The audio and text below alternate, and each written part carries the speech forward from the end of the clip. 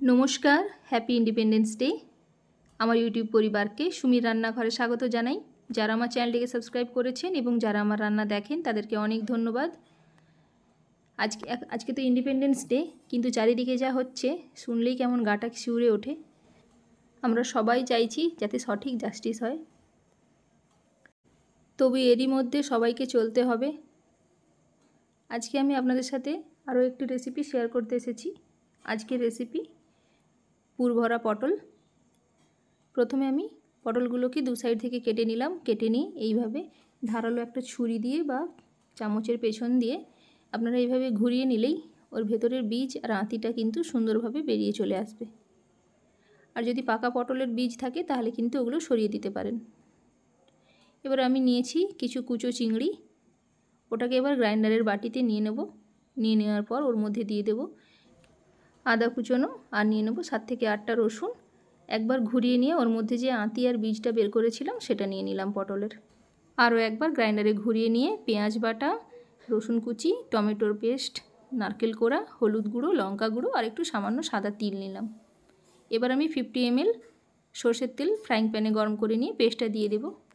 পেস্টটাকে একটু ভালো করে ভেজে নেব, যেহেতু ওতে মাছটা আছে আর যে পটলের বীজ আর আঁতিটা আছে ওটাও বাটা আছে, ওটাকে একটু ভালো করে ওই জন্য ভেজে নিচ্ছি।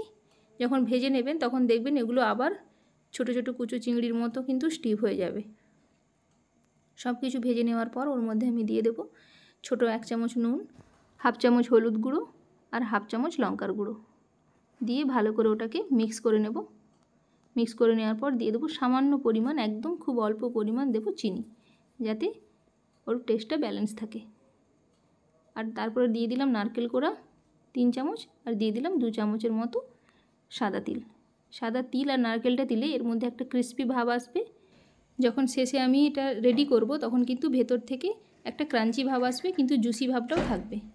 এবার ওটাকে ঠান্ডা করে নিয়েছি। ঠান্ডা করে নিয়ে পটলের ভেতর ওগুলোকে ভরে নিতে হবে। দুই দিক থেকে ভালো করে ওগুলোকে ভরে নিচ্ছি।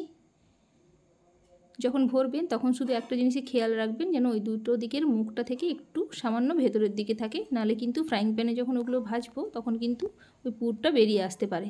সেই জন্য একটু হালকা করে প্রেস করে ওটাকে ভেতর দিকে ঢুকিয়ে দেবেন। সবগুলোকে এইভাবে রেডি করে নেব।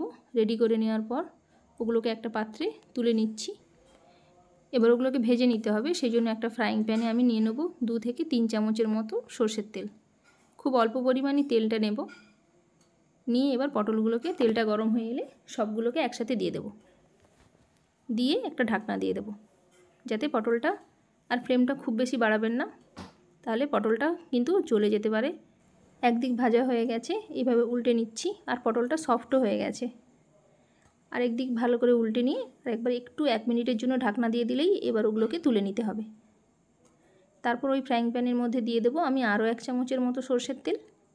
দিয়ে একটু সামান্য গরম করে নিয়ে ওর মধ্যে আমি দিয়ে দেবো আদা রসুনের পেস্টটা। ওটাকে কিছুক্ষণ ধরে ভালো করে ভেজে নেব, যাতে ওর র ভাবটা চলে যায়। ভালো করে ভেজে নেওয়ার পর ওর মধ্যে আমি দিয়ে দেবো পেঁয়াজ বাটা। 2টো পেঁয়াজ নিয়েছি, ওটাকে পেস্ট বানিয়ে এতে দিয়ে দিলাম। ওটাকে ততক্ষণ পর্যন্ত ভাজবো যতক্ষণ না পর্যন্ত ওর কালারটা গোল্ডেন ব্রাউন হয়ে আসে। ভালো করে যখন ভাজা হয়ে যাবে ওর মধ্যে আমি দিয়ে দেবো টমেটোর পেস্ট। এখানে আমি একটা বড় টমেটো নিয়েছিলাম, সেটাকে পেস্ট বানিয়ে নিয়েছি। ওটাকেও কিছুক্ষণ ভালো করে ভাজবো যাতে টমেটোটা ভালোভাবে কুক হয়ে যায়। এটা কিন্তু নিরামিষ পদেও বানানো যায়, ওটা অন্য দিন একদিন দেখাবো। টমেটোটা ভালো করে কষানোর পর ওর মধ্যে দিয়ে দেবো 1 চামচ হলুদ গুঁড়ো আর দেবো 2 চামচ লঙ্কার গুঁড়ো। একটু ঝাল দিলে ভালো লাগবে। প্রথমেই আমি হাফ চামচ লঙ্কার গুঁড়ো দিয়ে পেস্টটাকে ভেজে রেখেছিলাম। এবার এটাকে কিছুক্ষণ ভালো করে কষিয়ে নেব, যতক্ষণ না পর্যন্ত ওটা থেকে একটু তেল ছেড়ে আসে। আমার এখানে কষানোটা হয়ে গেছে। এবার ওর মধ্যে আমি দিয়ে দেবো বড় চামচের 1 চামচ নুন দিয়ে ভালো করে মিক্স করে নেব মশলার সাথে। মশলাটা অনেকটা লাইট হয়ে যাবে। এবার আবার ভালো করে মিক্স করে নিচ্ছি। মিক্স করে নেওয়ার পর ওর মধ্যে দিয়ে দিলাম 2 চামচ টক দই। দইটাকে একটু মিশিয়ে নিতে হবে যাতে দইয়ের মধ্যে কোনো লাম্পস না থাকে আর মশলার সাথে ওটা একদম ভালোভাবে মিশে যায়। কিছুক্ষণ কষিয়ে নিলাম। কষিয়ে নেওয়ার পর এবার ওর মধ্যে দিয়ে দিলাম 1 চামচ ফ্রেশ ক্রিম। এটা অপশনাল, আমি দিয়েছি। আপনারা চাইলে ফ্রেশ যে দুধের মালাই হয় সেটাও দিতে পারেন। আর দিয়ে দিলাম হাফ চামচ গরম মশলা। দিয়ে আবার কিছুক্ষণ ভালো করে মিক্স করে নিয়ে ওর মধ্যে দিয়ে দেবো ছোটো বাটির 1.5 বাটি জল, 1 বাটি আর হাফ বাটি দিয়ে ভালো করে মিক্স করে নেব। মিক্স করে নিয়ে ওটাকে যখন ফুট ধরে উঠবে ওর মধ্যে দিয়ে দিলাম একটুখানি চিনি, হাফ চামচের মতো, যাতে টেস্টটা ব্যালেন্স থাকে। দিয়ে ঢাকনা দিয়ে দিলাম। 2 মিনিট পর মশলাটার যখন গ্রেভিটা ঘন হয়ে এলো একটু, তখন আমি পটলগুলো দিয়ে দেবো। দিয়ে আবার 2 মিনিটের জন্য ঢাকনা দিয়ে দেবো। পটলটাও ভালো করে সেদ্ধ হয়ে গেছে আর গ্রেভিটাও কিন্তু ঘন হয়ে গেছে। এটা পুরো রেডি হয়ে গেছে।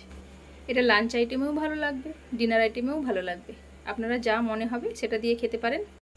ভালো লাগলে লাইক করে দেবেন, চ্যানেলটিকে সাবস্ক্রাইব করে দেবেন, কমেন্টে অবশ্যই জানাবেন কেমন হলো। ভালো থাকুন, সুস্থ থাকুন।